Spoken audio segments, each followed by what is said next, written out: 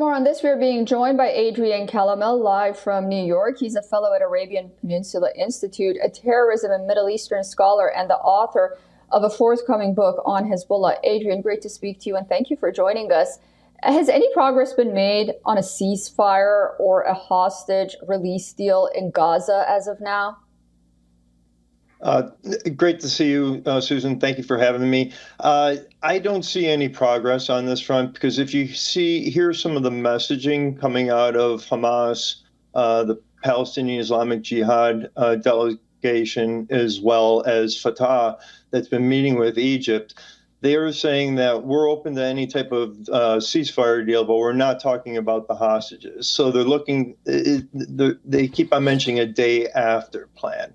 So when I hear about a day after plan, I think they probably looked at what happened in Lebanon, looked at the pressure that the French put on Israel, looked at the pressure that the United States put on Israel, and were able to force them into a ceasefire agreement. Also, we have to remember that Khamenei has lost a lot of leverage over the last year, and those hostages are the remaining leverage that he has in many ways. So it's hostages for Israel, and it's trying to make sure that Hamas is not eliminated, and there's a day after where Hamas can rebuild, just like Hezbollah is going to try and rebuild.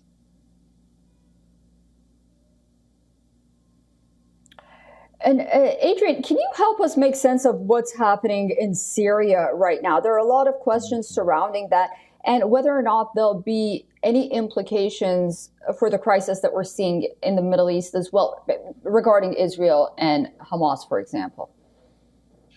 Yes, great question. And that's where, all the news has been. Well, I shouldn't say all the news. There should probably be more focus on this. And I think we really need to put this in context, is where this group that is being HTS, or Harakat al-Sham, which was Jabhat al-Nusra, which was part of al-Qaeda and really is still part of al-Qaeda, has been in northeastern part of, or northwestern part of Syria in Idlib province. And they've really had an enclave there.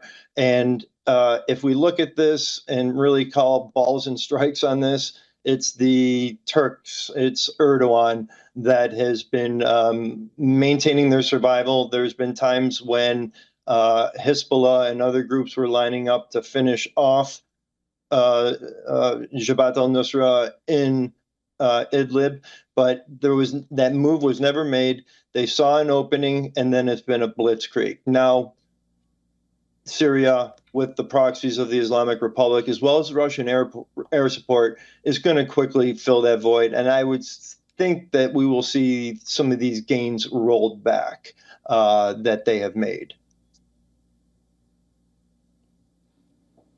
All right, very interesting. There's so much more to talk about, Adrian. Unfortunately, I'm out of time. Thank you so much for joining us, and I look forward to speaking to you again very soon.